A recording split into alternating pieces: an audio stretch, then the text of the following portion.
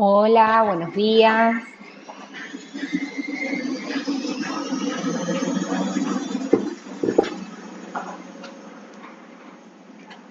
Buenos días, ¿se escucha? Hola, Verena, Mili, Lucía, Caroline. Hola, Cecilia. Bueno, muchas gracias. Buenísimo. Bueno, ¿cómo andan? ¿Todo bien? ¿Cómo vienen con las clases? Cuéntenme. ¿Ya pasaron? Ahí vamos a poner bien la luz que me encandila. Ahí está. Bien, buenísimo. Bueno, qué bueno que vengan bien con el material y demás. Hoy en esta clase ya un poco se los había creo, anticipado, ¿no? En la primera clase que habíamos tenido, vamos a hablar sobre microbiota, ¿sí? Así que, bueno, vamos a ir empezando a vincular también, porque seguramente la clase pasada habrán hablado de sistema endocrino, ¿no? Habrán empezado a interiorizarse un poco más en la conexión, ¿no? También que tiene la alimentación con el resto del cuerpo o el metabolismo.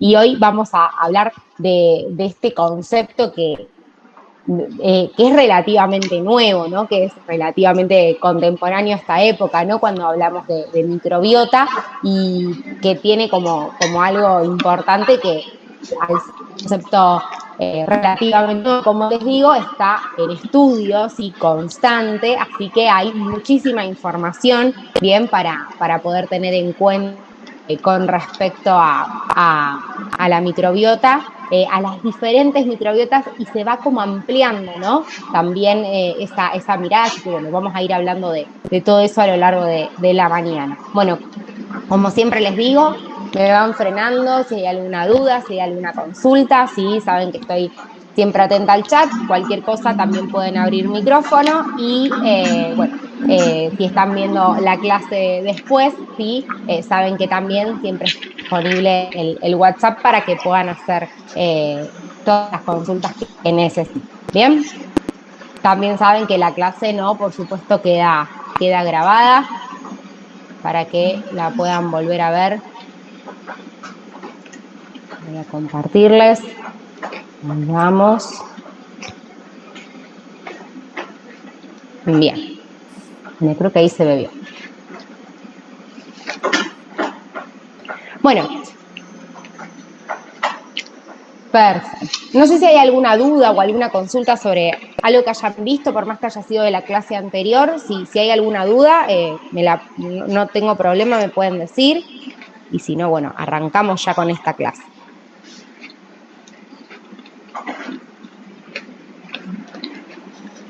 Bien.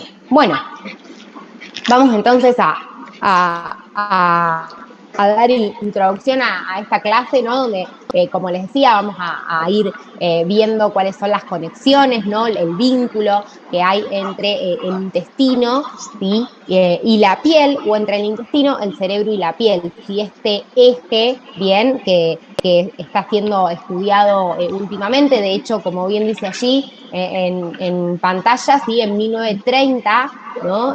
Recién, bueno, ahí está, recién en 1930, no digo recién porque es relativamente hace poco, ¿no? Para lo que es, lo que es el ámbito científico, sí, los dermatólogos Stroke y Pillsbury, perdón, plantearon por primera vez, ¿no? Esta hipótesis de que un estado emocional, bien, por ejemplo, la depresión, el estrés o algún síndrome de ansiedad, podían alterar la microbiota intestinal, ¿no? Entonces empezaron a plantear este vínculo que hay entre el intestino y el cerebro, ¿bien? Y de hecho, algo muy, muy interesante, después la última clase, si podemos, vamos a ver un video, yo igual siempre se las recomiendo, capaz que se los dije también la clase pasada, hay una neurocientífica que se llama Nazaret Castellanos, española, ¿no? Que estudia el funcionamiento del cerebro y dice algo muy interesante que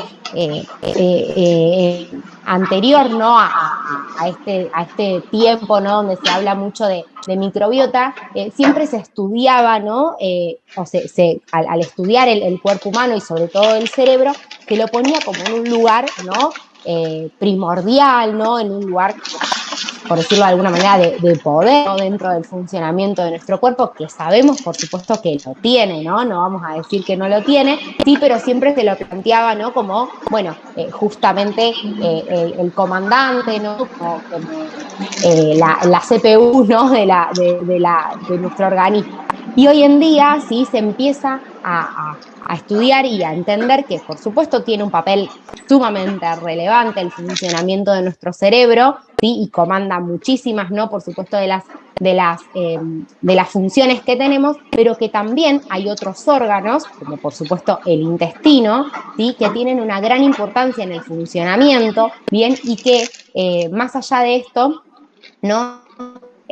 Hay un constante ida y vuelta, ¿sí? Entonces no es tanto una monarquía, ¿no? Una autoridad completa, ¿no? La que muchas veces tiene el cerebro, sino que también, ¿no? Hay otros órganos que van a enviar la información y esa información el cerebro, por supuesto, la va a procesar y en algún punto, ¿no? Deja de tener, empiezan esos otros órganos, ¿no? A también tener poder sobre el funcionamiento de nuestro cuerpo. Entonces, bueno, cambio de paradigma, esa mirada, ¿no?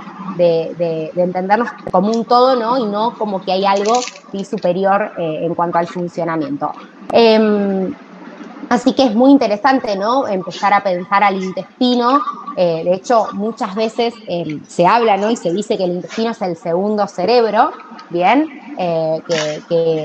Por supuesto tiene esa importancia, pero también el intestino es en realidad el primer cerebro, ¿sí? Si lo vemos desde la embriología, ¿no? El intestino es lo primero que se forma antes, ¿sí? Que el cerebro, ¿bien? Cuando hablamos del desarrollo embrionario, ¿no?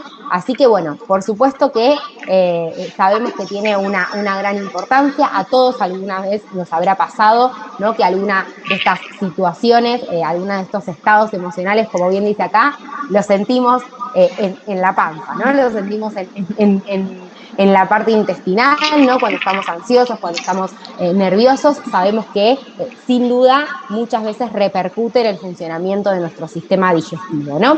Así que de un poco de todas estas cuestiones vamos a ir hablando a lo largo de la clase de hoy.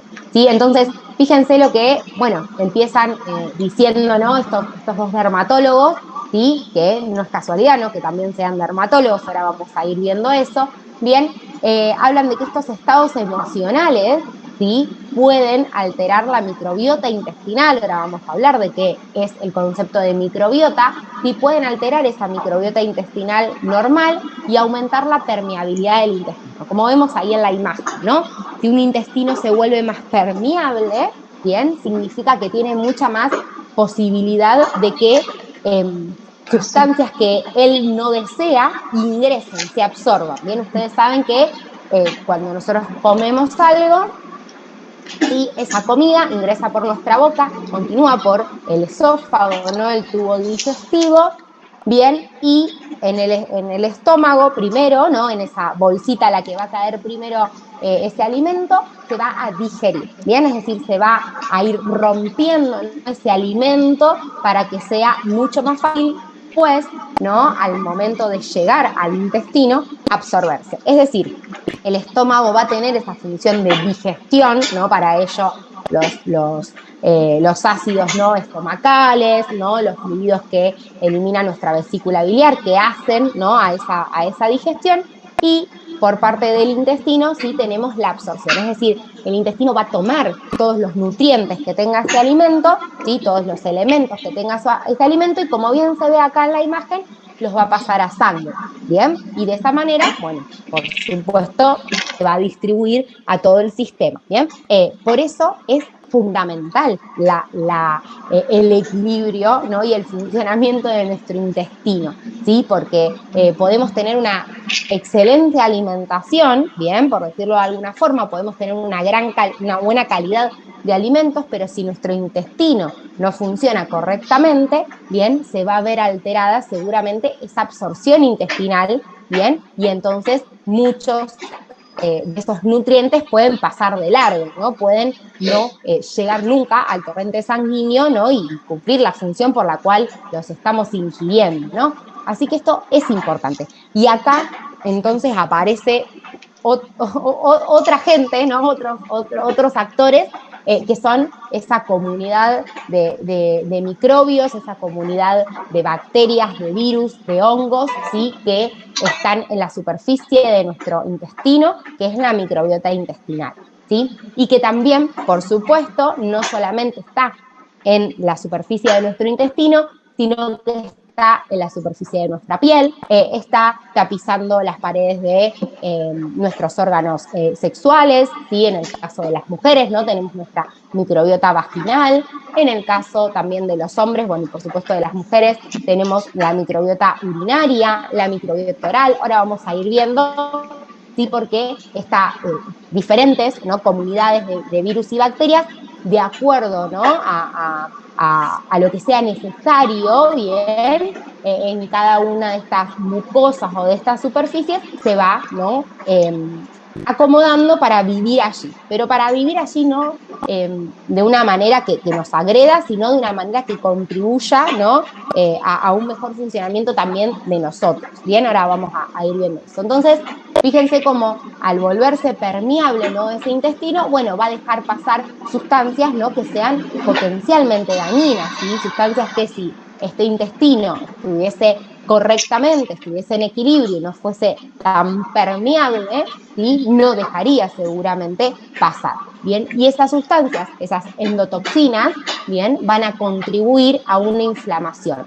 Bien, pero no solamente una inflamación intestinal, sino muchas veces a una inflamación sistémica. Bien, entonces eso va a generar una situación que va a alterar muchísimas estructuras que son susceptibles incluso a este proceso inflamatorio, ¿no? A este proceso de defensa, y uno de esos órganos es la piel, ¿sí? Sin duda es la piel, ¿no? Que va a recibir también esta información y que se va a encontrar entonces en esa situación. Y cuando hablamos de inflamación, yo siempre digo, no pensemos en la inflamación como algo malo, ¿sí?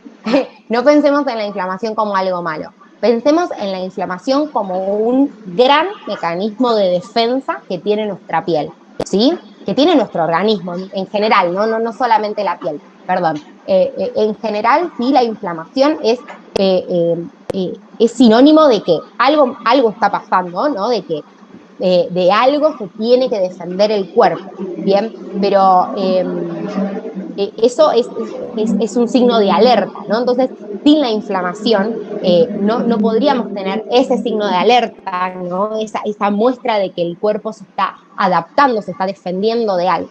Lo malo, bien, es que esa inflamación se instale, ¿no? Que esa inflamación deje de ser aguda, bien, deje de ser un simple alerta, un simple mecanismo de defensa, simple entre comillas, porque es extremadamente complejo, ¿no? Pero un mecanismo de defensa, y pase a ser un estado, ¿no? En el cual se encuentra el organismo o en el cual se encuentra un órgano en particular. Ahí es donde está el problema, cuando esa inflamación se cronifica, bien, y entonces el cuerpo se encuentra permanentemente en ese estado de alerta, bien. Esto es lo mismo que lo vamos a ver, creo que es la última clase que al menos van a tener conmigo, sí, que vamos a hablar, ¿no? De estrés, ¿bien? El estrés, visto con la misma lógica, es algo positivo, ¿sí? Significa que yo me estoy desafiando, ¿no? Que estoy en algún punto, el estrés habla de algo que me desafía, ¿no? A adaptarme, a reposicionarme, por decir de alguna manera, bien, y que yo tengo que resolver. El problema es cuando ese estrés, ¿no? Se traduce en algo negativo, cuando hablamos de distrés, o cuando ese estrés permanece, ¿no? Y entonces no me da esa posibilidad de avanzar o de adaptarme, sino todo lo contrario, de sentirme constantemente alerta a la defensiva. Bueno, con la inflamación crónica, si quisiéramos verlo de esa manera, pasa algo bastante similar. Bien, yo siempre les doy el mismo ejemplo. cuando hablamos en el proceso de cicatrización, ¿no? En la clase de cicatrización hablamos de inflamación, siempre les digo, ¿necesitamos esa fase de inflamación? Sí, la recontra necesitamos, la tenemos que regular, la tenemos que controlar, tenemos que hacer que no se extienda, ¿sí? Más de lo normal o de lo debido, ¿sí?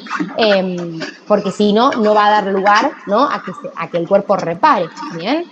Siempre posterior a un proceso de inflamación hay un proceso de reparación, ¿sí? El cuerpo utiliza la inflamación justamente para eso. Entonces, lo malo, sí, es encontrarnos, ¿no? En esa situación de inflamación sistémica, bien, que no solamente va a ser recibida por un órgano como la piel, sino también por un órgano como el cerebro, ¿sí? Hoy en día se habla mucho de neuroinflamación. Bien, entonces son conceptos que empiezan a aparecer y que tenemos que ir trabajando. Imagínense un ejemplo, pero muy llano y muy simple, ¿no? Que yo coma algo, bien, que me tenga el intestino con esta situación de permeabilidad y ingiera algún alimento que sea endotóxico, ¿no? Para mi organismo. Y entonces aparezca una erupción, ¿no? Un brote de acné, supónganse, en mi piel. Bien, eso es un signo de inflamación. Sabemos, ¿no? Que una de las causas del acné es la causa inflamatoria. Bien, o que puede aparecer una dermatitis, ¿sí? Producto de haber ingerido algún alimento que sea alergénico, ¿no? Para ese organismo. Bien, entonces de esa manera podemos ir relacionando a la piel con el intestino lisa y llanamente. Después vamos a ver que hay cosas, por supuesto, que nos empiezan a vincular. ¿Bien? Entonces, fíjense, este término, ¿sí? Del eje intestino-cerebro, ¿no? Se refiere a esta comunicación bidireccional. Esto me parece sumamente importante. Bidireccional. ¿Bien? Hablamos de que va y viene esa comunicación a través de estas rutas, ¿sí? De comunicación, a través del nervio vago, a través de mediadores como las citoquinas, a través de hormonas, ¿bien? Y a través de otras moléculas, ¿bien? De señalización que derivan de la microbiota intestinal, ¿sí? Fíjense qué importante entonces que es la microbiota intestinal, porque tiene la posibilidad de generar, ¿sí? Algunas moléculas o algunos neurotransmisores, ¿sí? Como son, por ejemplo, los ácidos grasos de cadena corta, bien, que van a llevar a traer información. Fíjense, por ejemplo, los ácidos grasos de cadena corta son sustancias biológicas, algunas de ellas beneficiosas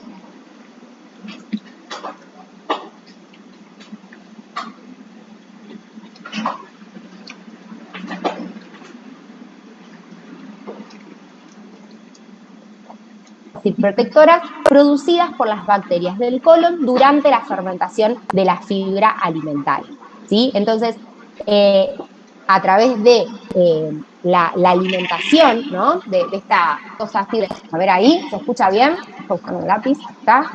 A ver, sí, está. ¿Me escuchan ahí? Sí, me ponía un cartelito a mí también. ¿Ahí me escuchan? Bien, perfecto. Bueno, cualquier cosa avísenme, si no vuelvo a salir y volver a entrar a ver si es bien. Ahora me estoy dando cuenta que ahí se escucha bien, ¿no? Bueno, buenísimo. Continúo. Esperen que voy a poner ahí por las dudas. Listo. Bueno, entonces les decía, ¿no? Miren qué importancia que tiene esta microbiota intestinal, ¿sí? Que genera, ¿no? La fermentación, ¿no? De la fibra alimentaria, como dice aquí, genera estos ácidos de cadena corta. Los ácidos de cadena corta tienen un papel muy importante porque permiten la comunicación, bien directa, ¿no? Entre el intestino y el cerebro, es decir, llevan y traen información, ¿sí? Vamos a hablar un poquito, antes de seguir hablando de esta relación, de lo que es la microbiota, ¿sí? Para entrar en este concepto. ¿Todas han escuchado alguna vez? ¿Saben de qué se trata? Cuéntenme un poco. Vamos a ir viendo algunos conceptos.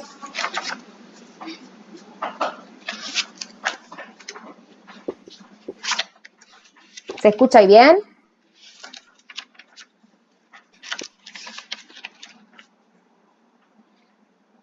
Bien, perfecto. Bueno, entonces, les decía, ¿no? Este concepto de microbiota humana. Cuando hablamos de microbiota, hablamos justamente de el conjunto de microorganismos, ¿sí? Principalmente bacterias y hongos, como dice aquí, que viven en nuestro cuerpo. La mayoría de la microbiota se encuentra en el intestino, ¿sí?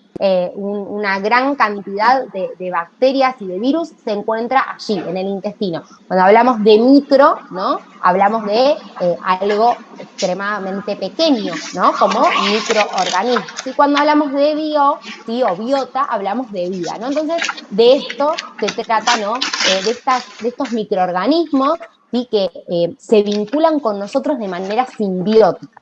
¿Qué significa esto? Que generamos, ¿sí? Con esas bacterias, con esos virus, con esos hongos que viven en nosotros, ¿sí? Que, una relación estable, ¿bien? Una relación en donde a ellos les beneficia, ¿sí? Vivir en nuestro organismo y a nosotros también nos beneficia que ellos vivan en su organismo. Porque, por ejemplo, como veíamos recién, esos bacterias que están presentes en las paredes del intestino se alimentan, bien, de esa fibra que nosotros consumimos, de esa fibra alimentaria, y a partir de esa alimentación que ellos obtienen, bien, generan sustancias, bien, sustancias como por ejemplo los ácidos de cadena corta que veíamos recién, que son fundamentales para esa comunicación, bien, entre el intestino y el cerebro, bien.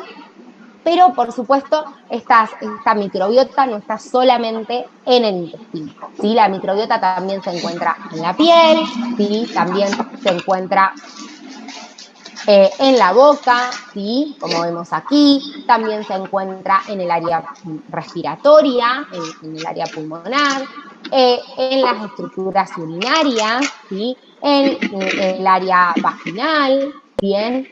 También nos encontramos, ¿no? Con microbiota en la cavidad ocular, ¿sí? Hay muchísimo, ¿no? Se va estudiando y se va entendiendo que en muchísimas de las superficies de nuestro cuerpo nos encontramos con microbios, con bacterias, con virus, con hongos que viven allí para generar esta relación, ¿no? Como les decía, de simbiosis, ¿sí? Esta relación estable, ¿no? Entonces, como bien dice acá, nosotros le proporcionamos las condiciones necesarias para su supervivencia y a cambio ellos participan del buen funcionamiento de nuestro cuerpo, ¿no?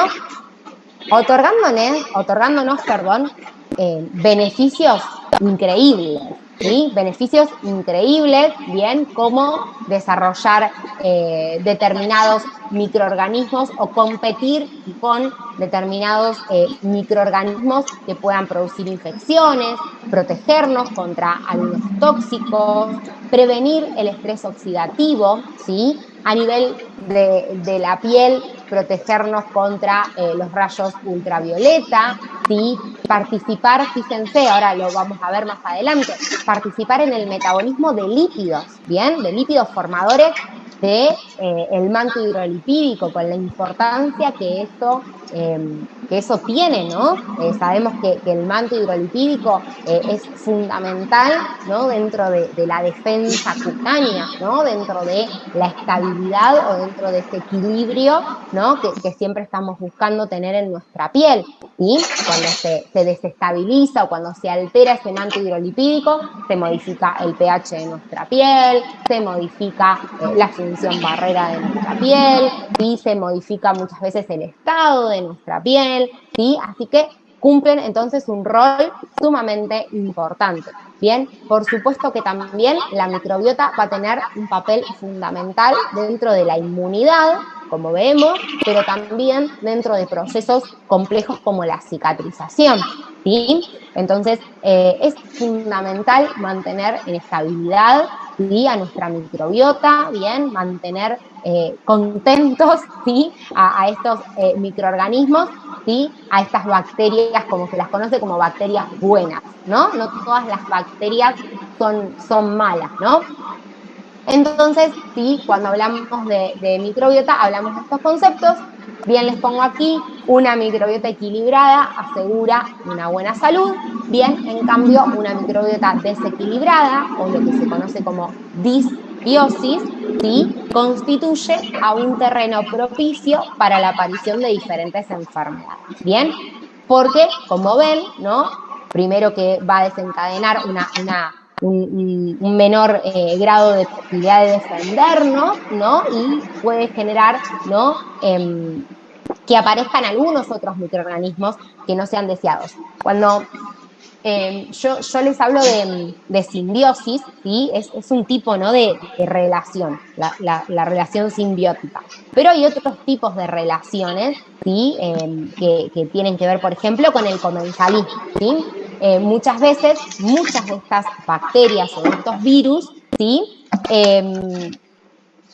son comensales, o sea, tienen la posibilidad de destruir, ¿sí?, de comer bien otras bacterias que puedan alojarse en la superficie, ¿sí? Cuando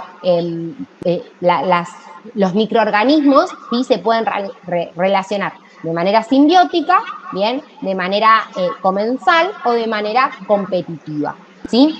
¿Qué quiere decir esto? Que puede pasar que como sucede con muchas de las bacterias que tenemos en la superficie de nuestra piel, de nuestro intestino, que haya una relación estable, como les explicaba antes, simbiótica, que haya una relación donde uno se beneficie y el otro no, bien, ahí hablábamos de una relación de comensalismo, ¿no? Si este vive acá, en esta superficie, este no puede vivir, ¿no? Entonces, uno va a estar bien y el otro no va a poder. Bien, entonces eso también muchas veces es algo que sucede en la superficie de nuestra piel.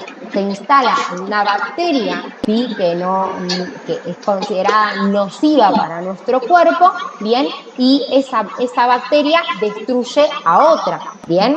Aunque muchas veces, muchas de estas bacterias que comúnmente viven en nuestra piel tienen la posibilidad de que si viene otra que es considerada nociva, poder destruirla, ¿no? Poder echarla, bien, y decirle, no, este no es el lugar, bien, donde vos podés desarrollar.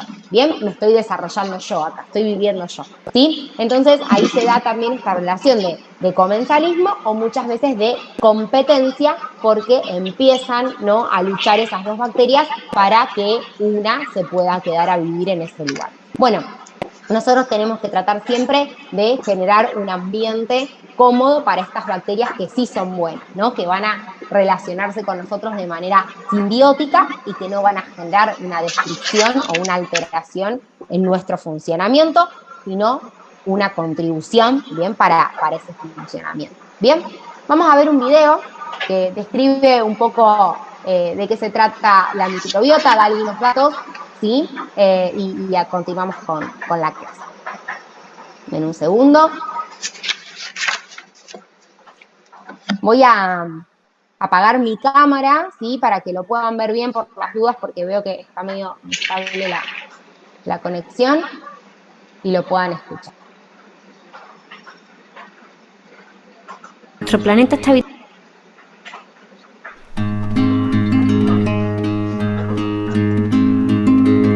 Nuestro planeta está habitado por miles de especies de plantas y animales, pero también por miles de especies de microorganismos o microbios, seres que son diminutos, no visibles a los humanos. Los hay de numerosos tipos: protozoos, algas, hongos unicelulares y los organismos que llevan más tiempo habitando este planeta, los procariotas, es decir, las bacterias y las arqueas. Muchos piensan que las bacterias son microbios perjudiciales, causantes de numerosas enfermedades en el hombre, y es verdad que algunas bacterias son patógenos de hombres, animales y plantas, y han causado grandes problemas a la humanidad en épocas pasadas. La peste negra, el cólera, la tuberculosis son ejemplos de enfermedades que hoy en día están erradicadas en gran parte del planeta, gracias a las medidas de higiene y a los antibióticos. Sin embargo, la inmensa mayoría de las bacterias no son perjudiciales para el hombre, y muchas de ellas desempeñan papeles muy importantes para el resto de los seres vivos, proporcionándole nutrientes y reciclando contaminantes. Por ejemplo, gracias a bacterias que habitaron nuestro planeta hace 3.000 millones de años, apareció el oxígeno en nuestra atmósfera, lo que posibilitó que aparecieran plantas y animales. Podemos encontrar bacterias en todos los ambientes de este planeta, desde los más habitables hasta los más extremos, desiertos, la Antártida, a grandes profundidades en mares y suelos, etc. Y curiosamente, entre los ambientes en los que viven los microorganismos, principalmente bacterias, están plantas y animales. El conjunto de microbios que habita en otro organismo vivo se llama microbiota. No debemos decir microflora, ya que las bacterias no son plantas. Cada ser humano contiene tantas células bacterianas como células propias, 10 elevado a 14 de cada tipo, es decir, 100 millones de millones, o sea, más de 13.000 veces la población humana en la Tierra, o dicho de otro modo, colocadas una al lado de otra, las bacterias de nuestro cuerpo podrían dar 2 vueltas y media a la Tierra, casi nada. De hecho, parte de nuestra masa, entre 200 gramos y 1 kilo, corresponde a las bacterias que portamos. Nuestra microbiota se localiza en piel, cavidad bucal, fosas nasales, vagina y sobre todo en el tubo digestivo. La diversidad es enorme, más de 10.000 especies de bacterias distintas en cada individuo. ¿De dónde vienen? El líquido amniótico contiene bacterias que colonizan el feto. Al nacer se adquieren más, con bacterias de la vagina o de la piel de la madre según el parto sea normal o por cesárea. La alimentación también influye. Si al bebé le amamanta a su madre, le transferirá en su leche muchas bacterias que no adquiriría alimentándose con biberones de leche estéril.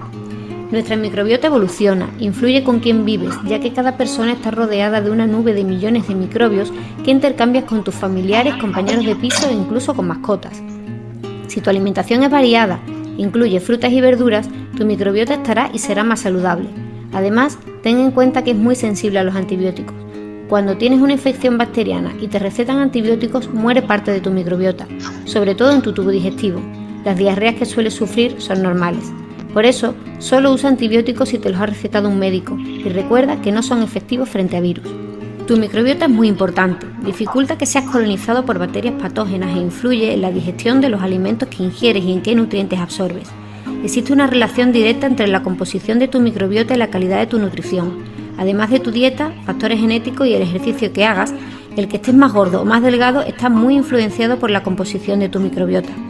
Además, existen numerosos estudios que muestran correlaciones entre microbiota y predisposición a padecer diferentes enfermedades como enfermedad de Crohn, Alzheimer o cáncer, pero todavía nos queda mucho que investigar para comprender cómo y por qué ocurre esto.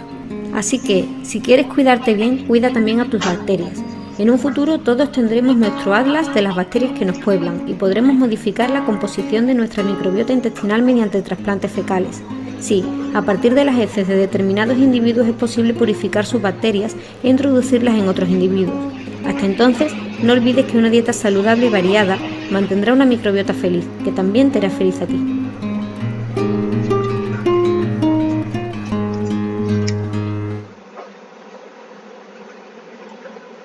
Bueno, ahí veíamos entonces en este video.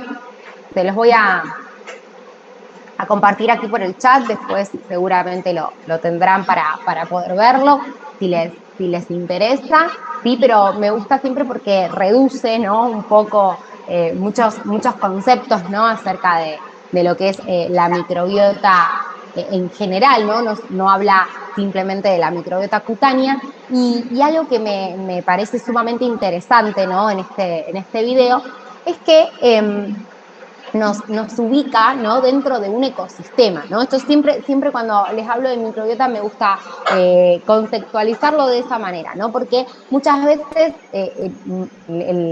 la especie humana, ¿no?, se considera como muy superior, ¿no?, muy dueña de la naturaleza en la cual vivimos, ¿no? Creo que eso, en lo personal, ¿no?, creo que eso es lo que también, ¿no?, genera toda la destrucción en cuanto a la naturaleza en la que estamos viviendo hoy en día, ¿no? Y plantea, ¿no?, este concepto, ¿no?, de microbiota, nos plantea dentro, ¿no?, de ese ecosistema, parte, no ni mejor, ni peor, ni más superior, ni menos superior, sino siendo parte, ¿no? Fíjense, habla de que podemos encontrar muchísima cantidad, más de 1 kilo por ahí, ¿no?, en cuanto a nuestra composición de microbios, bien, y la importancia que tienen no solamente en nosotros, sino en el ecosistema en general, ¿no? Entonces eso también, muchos estudios, ¿no?, como les decía, hay una cantidad enorme. Después, si les interesa saber algo en particular, siempre puedo pasarles estudios científicos o recomendarles, siempre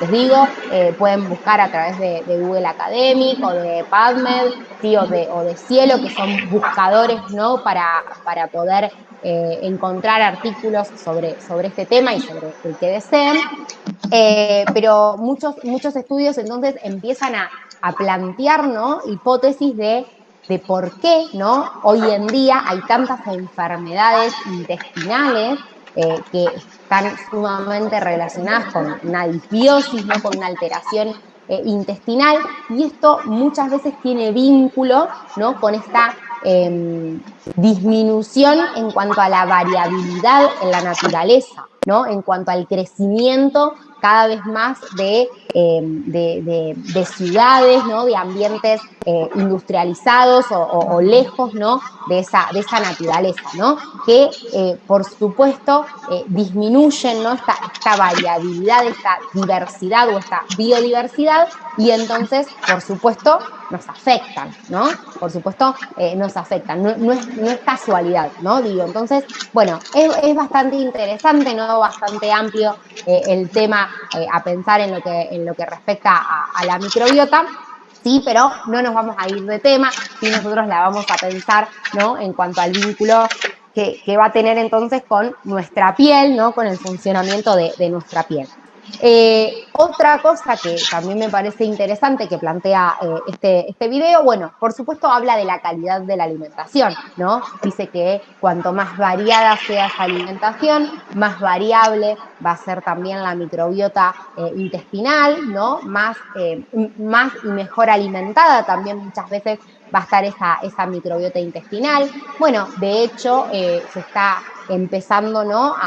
a estudiar el análisis de la materia fecal, como veíamos allí, para poder evaluar, por ejemplo, cómo está esa microbiota intestinal, bien, y a partir de allí poder modificar, bien, algunos factores mediante la alimentación, ¿no? Volvemos a poner a la alimentación dentro de una mirada no solamente nutricional, sino también terapéutica, ¿no? Sumamente interesante.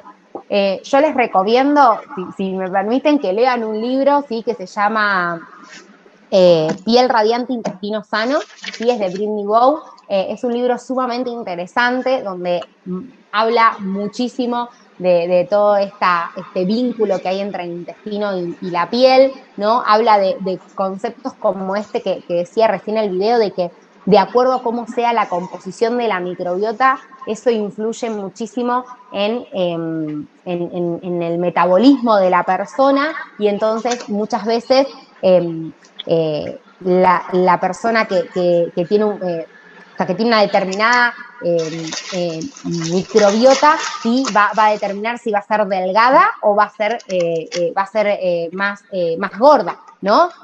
Bueno, ella en el libro, ¿no? Habla de algo como, por supuesto, que sabemos, ¿no? Voy a ir a una imagen para mostrarles algo. Creo que lo tenemos acá, ¿sí?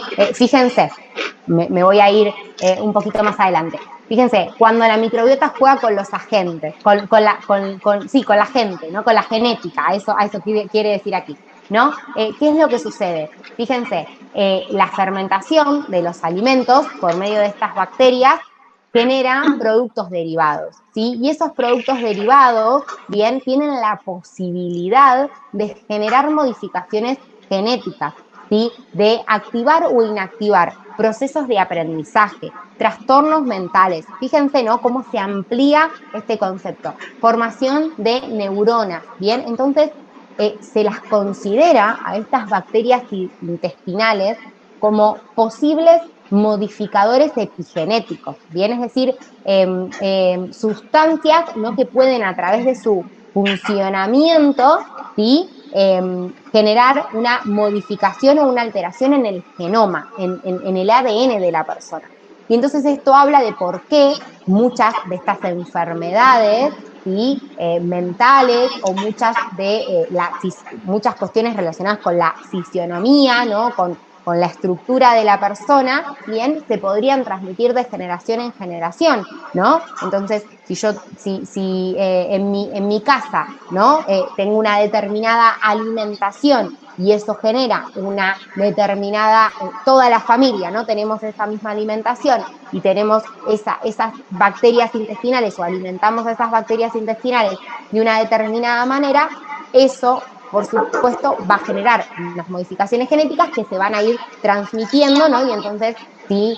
Nos encontramos con unos antecedentes, ¿no? de obesidad, bien, eso por supuesto que puede continuarse, ¿no? Y que puede desencadenar en generaciones posteriores la posibilidad o la alta posibilidad de que tengan obesidad, de que tengan algún trastorno mental o de que tengan alguna disfunción, ¿no? En cuanto a procesos cognitivos como el aprendizaje y como la memoria. Bien, entonces fíjense, ¿no? Acá habla de esquizofrenia, de depresión, muchas, ¿no? Trastornos que están claramente relacionados, ¿no? con la genética. Bien, entonces esto es sumamente interesante, ¿no? Es sumamente amplio. Por supuesto, vuelvo a repetir, muchas de estas cosas están en estudio, ¿no? Pero se empiezan a plantear, se empiezan a abrir hipótesis sobre esto y entonces, bueno, seguimos viendo lo importante que es la calidad de nuestra alimentación, no solamente a nivel nutricional, sino también a nivel, ¿no? de otros procesos más complejos, de otros procesos relacionados, por supuesto, con el funcionamiento, como estamos diciendo, de nuestro sistema nervioso, ¿no? Más vínculo entre el intestino y el cerebro. ¿Bien? Bueno, esperen que no me quiero ir por las ramas. Bueno, acá lo vemos un poco resumido, ¿sí? Cuando el cerebro se encuentra normal, bien, o en equilibrio, no me gusta mucho usar la palabra normal, ¿no? Cuando se encuentra en un equilibrio, ¿sí? Y así sucede igual con el intestino, bien, hablamos de un estado sano, ¿sí? Un estado de bienestar, ¿no? Donde, por supuesto, hay niveles normales de células inflamatorias, de mediadores químicos, ¿sí? Ahora, cuando ya hay alguna de estas estructuras alteradas, ¿sí? hablamos de una situación estresora, de una situación de estrés o de una situación de desequilibrio de enfermedad. ¿Bien? Bueno, esto también para que lo tengan en cuenta, se los dije, ¿no? La comunicación. Sí, tal cual, Lucía, tal cual. Muy interesante esto que decís. Y te diría, me permito decir que no solamente en Estados Unidos. Por supuesto que Estados Unidos ranquea, ¿no? Va ahí al tope con respecto al consumo de azúcares, de grasas, ¿sí? Con respecto a lo que se conoce como una alimentación occidental o Western diet, ¿sí? Que es la alimentación rica en grasas, rica en grasas saturadas, ¿no? Rica en azúcares, ¿sí? Pero sí, tal cual como vos lo decís, ¿no? Hay mucho vínculo, de hecho, vuelvo a repetir, busquen a Nazaret Castellanos, ella habla también y participa en muchos estudios que se hacen donde se está empezando a incluir en el tratamiento del Alzheimer, por ejemplo, ¿sí? No solamente la dieta, ¿sí? Una dieta equilibrada, ¿bien? Sino también la actividad física, porque lo vamos a ver en la última clase, pero también hay un vínculo estrecho, ¿no? Entre la actividad física y nuestro funcionamiento intestinal. Entonces, vuelvo a repetir, se empieza, ¿no? a utilizar a la alimentación como una mirada más aún terapéutica e incluso mucho más amplia, pero sin duda, ¿sí? En estos países donde hay un mayor consumo de este tipo de alimentación, de todos estos elementos que les nombro, ¿no? Azúcares, hidratos de carbono, grasas en exceso, por supuesto, ¿no? Hablamos en exceso, ¿sí? Porque si no, parece que no nos podemos comer ni un caramelo, ¿no? Pero hablamos de exceso, ¿sí? Todos esos alimentos, ¿sí? son neuroinflamadores o son alimentos inflamatorios, ¿bien?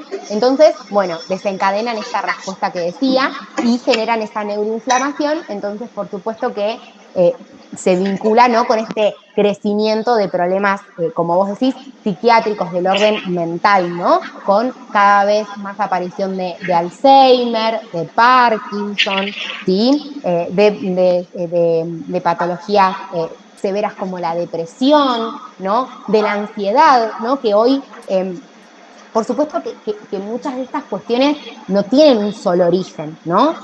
Son complejas, ¿no? Son amplias de analizar y seguramente tenga que ver con un todo, ¿no? Con muchas exigencias que se viven también en el hoy en día, ¿no? Pero bueno, la alimentación tiene mucho que ver.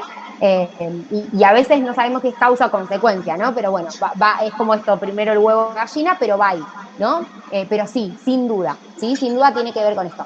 Yo siempre digo, de este lado del charco, ¿no? Tenemos determinados problemas con respecto a la alimentación. Del otro lado tienen otros tipos de problemas, porque si bien capaz en Oriente, ¿no? No se consume tantas azúcares, tantas grasas y qué sé yo, bueno, capaz tengan problemas con el exceso de condimentos, de picantes, o la falta de proteína, ¿no? Porque no hay tanto consumo quizás de carne. Bueno, ¿no? De acuerdo a en qué parte del mapa nos encontramos, sí, la alimentación hace lo suyo, ¿bien? Pero, como bien dice Lu, ¿no? De este lado nos encontramos con ese problema, ¿sí? Y bueno, y sí, lamentablemente, no sé si hay alguien acá que viva en los Estados Unidos, pero lamentablemente en Estados Unidos hay mucho, ¿no? Consumo de comida chatarra, ¿no? Acá en la Argentina le decimos un poco así, ¿no? Esta comida rápida. Bien, entonces, bueno, volviendo a esto, sí, esto lo hemos mencionado, esa comunicación entre el intestino y el cerebro es un ida y vuelta, sí, de hecho, fíjense, muchos estudios que por supuesto se hacen en roedores y en ratitas, sí, nos muestran esta situación, bien, al alterar las bacterias intestinales de los ratones, puede cambiar drásticamente su comportamiento y su cognición. ¿A quién no le ha pasado, no? De comer excesiva cantidad de dulces, ¿no? Y verse modificado un poco su conducta, ¿no? Exacerbado muchas veces, o bueno, alimenta muchas veces más la ansiedad también, ¿no? Bueno, también para analizar esas cuestiones. ¿Bien? Entonces, bueno, un poco esto que decíamos, ¿no? Los ácidos grasos de cadena corta afectan el desarrollo y el comportamiento celular. Bien, sabíamos que esos ácidos de cadena corta son producidos por esas bacterias intestinales. Bien, de esto entonces vamos a ir hablando, ¿no? De todas estas cuestiones. Fíjense, ¿no? Ácidos de cadena corta, bacterias intestinales, son capaces de estimular algunos glóbulos blancos, células encargadas de defender nuestro organismo. Producen mensajeros químicos como las citoquinas que atraviesan la pared intestinal, viajan por la sangre, cruzan la barrera hematoencefálica, es decir, una barrera que protege a nuestro cerebro, ¿sí? Ustedes saben que nuestro cerebro tiene como una barrera extra, ¿no? Porque tiene que protegerse mucho más aún de otras estructuras, ¿no? De muchas sustancias, ¿no? Nocivas que, bueno, viajan a nivel sistémico, bueno, la barrera hematoencefálica las limita un poco. Bueno, estas citoquinas, estas moléculas o estos mensajeros químicos propios de la inflamación la pueden atravesar, bien, pueden generar esa neuroinflamación. Bien, entonces, bueno, de esa manera, sí, el cerebro también tiene que generar una respuesta y seguramente, sí, modulará las secreciones, la motilidad, la circulación sanguínea, bien, y todo eso empieza a encontrarse, ¿no? En este medio círculo vicioso, ¿no? Que se va dando si no hay un corte, si no hay un cambio de hábito, ¿no? Como muchas veces decimos, ¿sí? Bueno, ya vamos a hablar del cortisol. En la última clase vamos a hablar de cortisol. Voy a adelantar un poco esto. Otra cosa importante, que no sé dónde lo teníamos, acá. Otra cosa importante que decía el video, ¿no? O que a mí me parece interesante, ¿sí? Es esta diferenciación que hace, ¿no? Primero nos dice que la microbiota cutánea, ¿sí? En cuanto a... Voy a venirme un poquito más acá para no adelantarme tanto. Denme un segundo. Fíjense. Bueno, esto lo fuimos viendo. Hablamos de las funciones de la microbiota. Fíjense esto primero, ¿sí? Y ahí avanzamos. El microbioma, esto que les dije, interactúa con el huésped mediante la secreción de diferentes metabolitos. Entonces, fíjense, acá tenemos a esos microbios, ¿sí? Que viven bien en nuestra superficie. Bien, ahora vamos a hablar un poco más de microbiota cutánea, ¿no? Pueden permitir bloquear la invasión de microbios patógenos, ¿no? De microbios que sean considerados nocivos. Bien, estos microbios patógenos, ¿sí? son los que, por supuesto, al instalarse en la superficie, desencadenarían un proceso de inflamación, activarían, ¿no? Células T, bien, o células propias del sistema autoinmune, ¿sí? Para desencadenar, entonces, como vemos acá, la activación, ¿no? De ese sistema inmune que lo que quiere, como siempre, es mantener el equilibrio, bien, es mantener la homeostasis. Bien, entonces, volviendo, ¿no? a este concepto, ¿sí? Cuando nosotros hablamos de microbiota cutánea, hablamos justamente de este más de 1.000.000 de bacterias por centímetro cuadrado de piel que vive, bien, que habita en nuestra epidermis, en los folículos pilosos, ¿sí? En las glándulas sebáceas, en las glándulas sudoríparas, es decir, tapiza toda la superficie de nuestra piel. De hecho, ustedes saben, anexos cutáneos como folículo piloso, glándulas sebáceas y glándulas sudoríparas están formadas por células epidérmicas, ¿sí? Son todas invaginaciones, ¿no? De la capa epidérmica. Es decir, que esta microbiota se deposita ahí, ¿no? En la epidermis y tapiza todas las superficies que estén vinculadas con ello, ¿no? Y por supuesto que de acuerdo, ¿no? A cómo sea la zona, bien, a cómo sea la región cutánea, va a haber mayor o menor disposición de algunas de estas bacterias, ¿sí? Porque no a todas les gusta la misma situación, no a todas les gusta el mismo espacio, ¿no? Entonces, por ejemplo, en las zonas secas, ¿sí? Nos vamos a encontrar con más presencia, como bien dice ahí, de streptococos, ¿sí? En las zonas más grasas nos vamos a encontrar más con Cutinobacterium, ¿sí? O el Bacterium acnes, bien, ahora lo vamos a mencionar, que le gusta muchísimo las zonas más grasas, y en las zonas más húmedas, ¿sí? Como vemos aquí, bien, nos vamos a encontrar más con el Corynebacterium, o podría ser también con algunos otros virus, ¿sí? Que van a ser más representativos de esa región húmeda. Es decir, que según el biotipo cutáneo, bien, según el segmento corporal, va a haber diferentes tipos de bacterias. Bien, entonces esto después lo vamos a ver cuando hablemos, por ejemplo, de acné, ¿sí? Donde vamos a ver que la alteración, ¿no? de la composición microbiana, ¿no? de nuestra piel, ¿sí? Va a desencadenar diferentes desequilibrios, ¿bien? Y va a desencadenar diferentes alteraciones cutáneas, ¿bien? Y esto tiene que ver con que en cada zona nos podemos encontrar con más o menos predisposición. Pero otra cuestión, ¿sí? Hay siempre bacterias que vamos a hablar y vamos a mencionar como que son bacterias residentes, ¿no? Es decir, bacterias que están siempre ahí, ¿sí? Que son comensales, ¿no? Que son mutualistas, como les decía, ¿sí? Que no son dañinas, ¿no? Que sino representan un beneficio para nosotros. Bacterias como, ahí vemos, la Propionobacterium, Corynebacterium, ¿sí? Algunos estafilococos, bien, algunos parásitos, ¿sí? O algunos ácaros como el Demodex, ¿sí? Algunos hongos como la Malassezia, bien, algunos virus, ¿sí? Y todos estos microbios, ¿sí?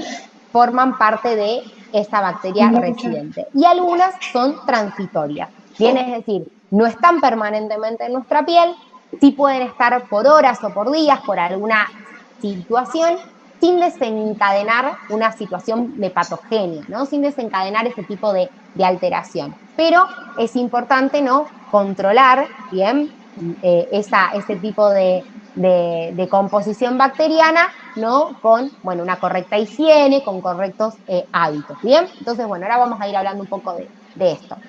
Y les decía, ¿no? Que en el video hablaba, bien, de la diferenciación que existe entre tener un parto por cesárea y un parto vaginal. Fíjense, la microbiota, ¿sí? Se va desarrollando a medida que vamos creciendo, bien, es decir, mientras nosotros estamos en la barriga de nuestra mamá, en la panza de nuestra mamá, ¿sí? Tenemos una determinada composición microbiana, ¿bien? Al salir, al nacer, bien, vamos a tener, de acuerdo a cómo haya sido nuestro parto, una u otra composición. Si nosotros nacemos, si el niño nace por parto vaginal, ¿sí? Va a tomar contacto con la microbiota vaginal de su mamá. Bien, la microbiota vaginal de su mamá, compuesta principalmente por el lactobacillus, ¿sí? Que está sumamente vinculado con el ácido láctico. Bien, yo siempre les digo para que se acuerden. Vieron que hoy en día hay muchos productos de cosmética vaginal, ¿sí? Y todos incluyen, o en su mayoría, incluyen como activo el ácido láctico. Bien, ¿por qué incluyen el ácido láctico? Bueno, porque el ácido láctico es uno de los productos que produce el lactobacillus. El lactobacillus transforma el glucógeno en ácido láctico, ¿sí? Entonces, el ácido láctico es fundamental para mantener la barrera microbiana vaginal, fundamental para mantener el pH vaginal, ¿bien? Y, por supuesto, mantener correctamente la defensa de una región, ¿no? Tan importante como es la región vaginal, porque es otro canal de entrada, ¿no? Para nuestro organismo, ¿sí? Todo lo que sean orificios en nuestro organismo, ¿sí? Tienen que tener una gran defensa, porque son canal de entrada, ¿no? Entonces, todos estos siempre están tapizados por una mucosa, ¿no? La mucosa vaginal, la mucosa oral, y por supuesto, todas estas mucosas, bien, todas estas superficies tienen su microbiota. Bueno, en la microbiota vaginal nos encontramos principalmente con el lactobacillus, ¿sí? Entonces, si el niño nace por allí, ¿qué va a pasar? Va a tomar contacto con esa microbiota vaginal. Ahora, si el niño nace por parto cesárea, bien, por supuesto, no estamos diciendo que está mal nacer por cesárea ni nada de eso, ¿no? Claramente, si el niño nace por cesárea será porque las condiciones así lo requirieron y es lo mejor para su seguridad y la de su madre, ¿no? Seguramente. Pero sabemos que cuando el niño nace por cesárea no toma, ¿sí? Contacto con esa microbiota vaginal, sino que va a tomar enseguida quizás contacto con la microbiota cutánea, ¿no? De esa mamá, ¿bien?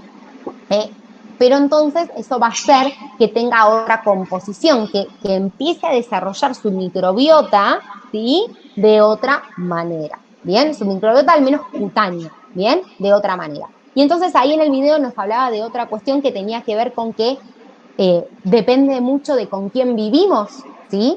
De cómo vivimos, ¿sí? El desarrollo de nuestra microbiota. Porque, bueno, al momento del nacimiento se empieza a dar el desarrollo de este ecosistema microbiano en función de todo lo que yo tome, con todo lo que yo tome contacto con el ambiente. Entonces, no va a ser lo mismo si ese niño vive en un departamento, bien, no sé, sin ninguna mascota, sumamente aislado, bien, sin tomar contacto con el afuera, supónganse, ¿no? ¿Vieron los niños pandemia, bien? Que al principio tenían más que nada contacto con sus padres, ¿no?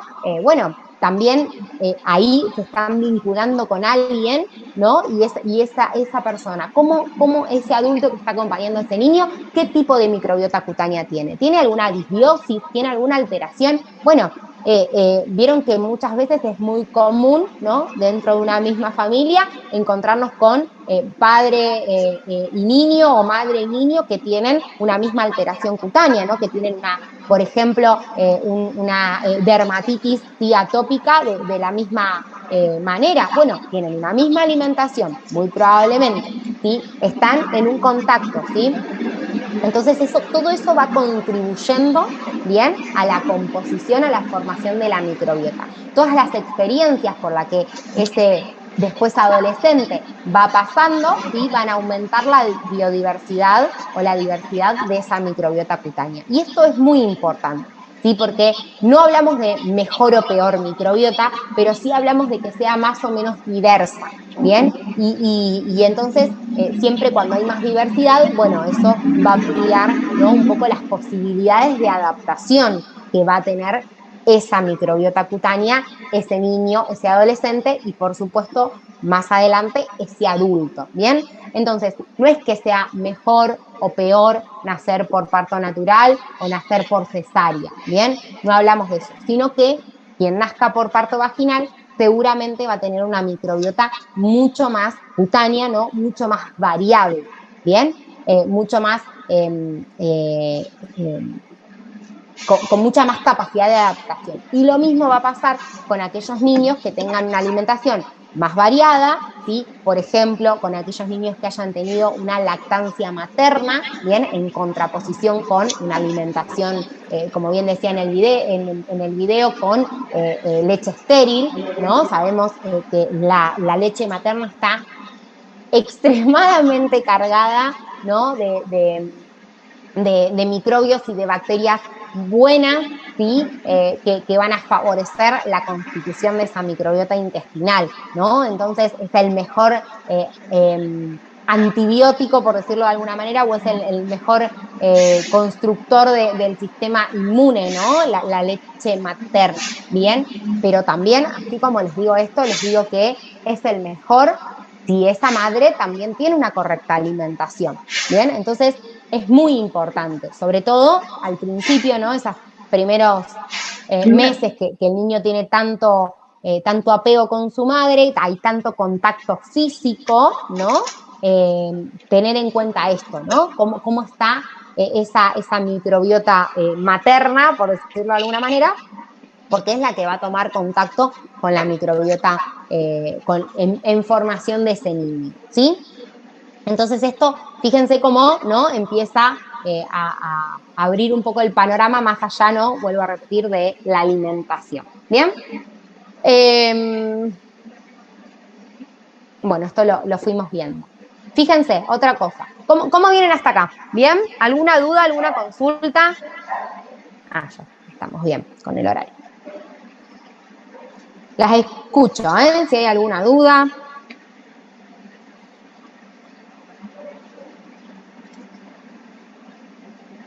Nada. Queda todo claro. Bueno, fíjense acá en esta imagen nos habla, ¿sí? De los factores, ¿bien? Que son influyentes para la formación de la microbiota cutánea, ¿bien? Entonces recién les decía, ¿no? El ambiente, ¿bien? El ambiente, el entorno familiar, ¿sí? El estilo de vida que lleve esa persona, ¿sí? El lugar donde vive. No es lo mismo la microbiota cutánea de una persona que vive en el campo que de una persona que vive en la ciudad, ¿sí? Donde la contaminación ambiental es totalmente diferente, ¿sí? No es lo mismo la microbiota cutánea, ¿sí? De una persona más joven que de una persona más adulta, lo veíamos recién, ¿sí? No es lo mismo la microbiota cutánea, ¿no? De el hombre que de la mujer, ¿sí? Por ejemplo, por citar solamente una cuestión, ¿sí? Por ejemplo, los hombres tienen más producción de sebo por lo general, o al menos los adolescentes, ¿no? Producto muchas veces del aumento de testosterona, ¿no? Entonces eso genera un pH mucho más ácido, ¿sí? Entonces eso genera predisposición para algunas bacterias más que para otras, ¿sí? O por ejemplo, ¿no? Las mujeres utilizan muchos más cosméticos que los varones, ¿bien? Entonces eso también representa, ¿no? Una modificación en la incidencia de la microbiota cutánea. Bien, la higiene, ¿no? La higiene excesiva sí puede también alterar la microbiota, puede generar un desequilibrio microbiano porque barre, porque elimina, ¿sí? Microbios que son fundamentales para la composición de ese manto hidrolipídico, como veían. Dijimos la dieta, ¿no? La medicación, ¿no? Ahí hablaba de que solamente se consuma, ¿bien? Un alimento, un antibiótico, ¿sí? Si es necesario y recetado por el médico. Bueno, esto es otra cosa muy presente en muy presente en estos tiempos. De hecho, en este libro sí que les recomiendo, de Brittany Bowe, ella empieza, ¿no?, hablando en su libro de que de niña sí había tenido mucha enfermedad, ¿no? No recuerdo bien cuál era su problema, pero había estado durante mucho tiempo con mucha carga de medicación, y esa medicación, ¿no?, de antibióticos no le daba una respuesta, ¿no?, a ese problema que ella tenía, como que la llevaban de médico tras médico, ¿no? Y entonces se habla de que en esta época en la que vivimos hay mucha resistencia antibiótica. Se ha abusado tanto, ¿no?, del uso de determinados antibióticos para contrarrestar muchas situaciones, muchas enfermedades, que entonces el mismo cuerpo, ¿no?, y esto vuelvo a repetir, es algo que se transmite genéticamente, que hoy en día, ¿no?, hemos desarrollado mucha resistencia antibiótica. Entonces muchas veces hay antibióticos o medicaciones que antes funcionaban para determinadas patologías, ¿no?, que ahora no funcionan más, ¿bien? Y es porque, por supuesto, la evolución, ¿no?, nuestra ha hecho que, y la evolución también de las bacterias, ¿sí?, ha hecho que se genere mucha más resistencia, ¿no? Entonces, sabemos también que el consumo excesivo, ¿bien?, de estas medicaciones, o irresponsable, ¿sí?, de muchas de estas medicaciones, lo que hace justamente es barrer esa barrera microbiana. Bien, entonces si yo consumo por algún motivo, ¿no?, porque con esto no quiero decir que nadie use antibióticos, si el médico lo receta y uno lo necesita, por supuesto que hay que utilizarlos.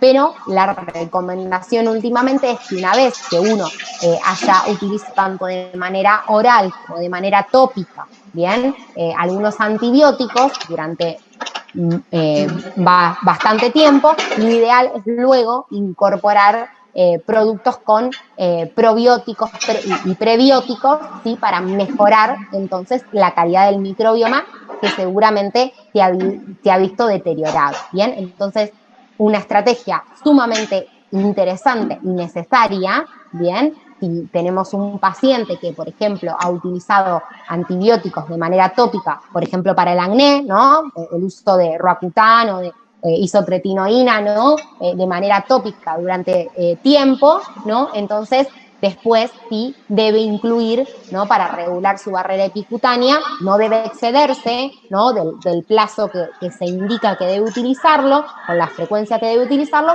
y luego es importante, bien, recuperar esa barrera epicutánea sumando al cosmético algún complejo prebiótico o probiótico. Ahora vamos a ver algunos de ellos, ¿sí? Lo mismo pasa con la hidroquinona, por ejemplo, ¿sí? La hidroquinona aquí en Argentina es solo uso médico, pero en muchos países no lo es, ¿sí? Este blanqueante, ¿no?, que por supuesto se debe utilizar en bajas concentraciones, sí, pero también, ¿no?, la microbiota también altera la barrera epicutánea, así que se utiliza por un corto tiempo, bien, vuelvo a repetir, en bajas concentraciones, porque si no genera un efecto rebote, ¿no? Puede generar más hiperpigmentaciones, y posteriormente a eso, ¿no?, se recomienda también el uso de pre y probióticos, ¿sí?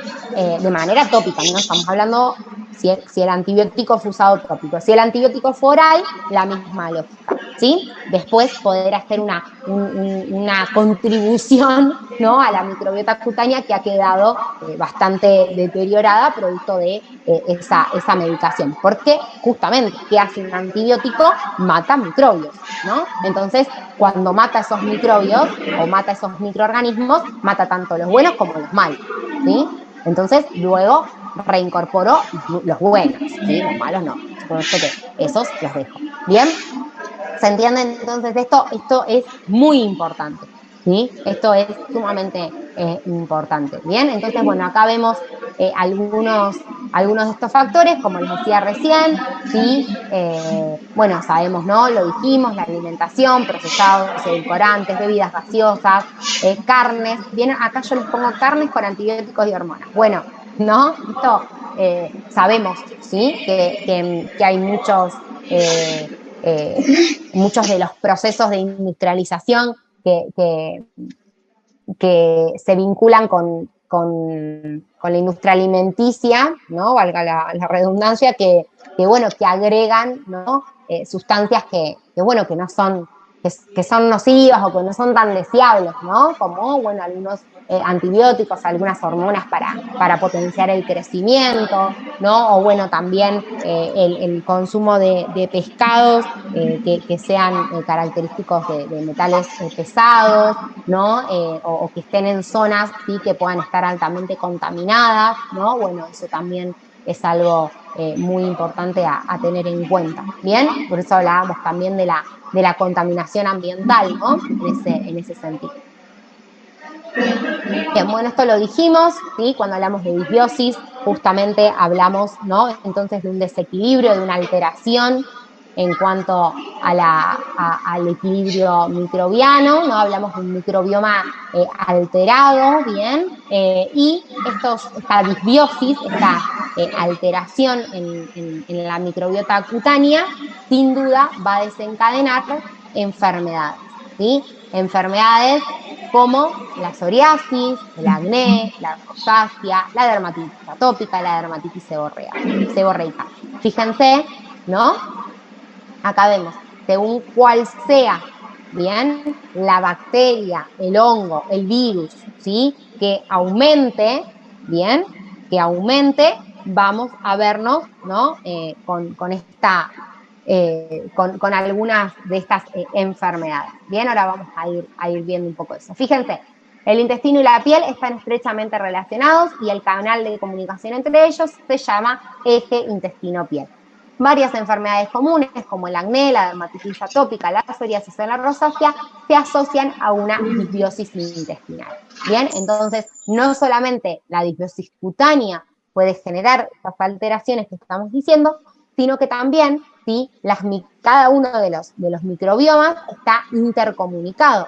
Hay una relación, un vínculo, ¿sí? Muy probablemente una alteración también de la microbiota oral, ¿sí? Pueda estar vinculada con algunas patologías respiratorias, por ejemplo, ¿sí? Hay vínculo entre la microbiota oral y la microbiota respiratoria, ¿sí? Así como pasa también con la microbiota cutánea y la microbiota intestinal, ¿sí? Si hay alteración del microbioma intestinal, hay una disfunción de estos órganos y entonces eso también puede generar una alteración a nivel cutáneo, ¿sí? Entonces, desencadenando, siempre lo que vemos acá son las células T, ¿no? Los linfocitos T, que son los encargados de la inmunidad. ¿Bien?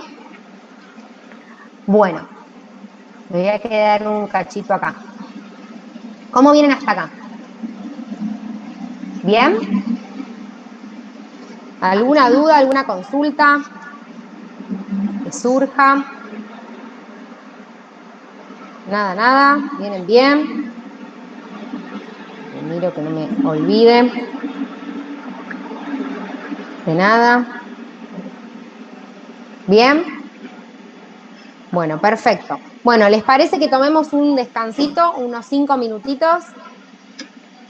¿Sí? Para que puedan tomar un poquito de agua, ir al baño, moverse un poco y continuamos con la clase. Nos queda un poco todavía, ¿sí? Les dejo un poco de música. Yo tengo 18 en mi reloj, así que tomamos unos 5 o 6 minutitos y continuamos con la clase. ¿Bien?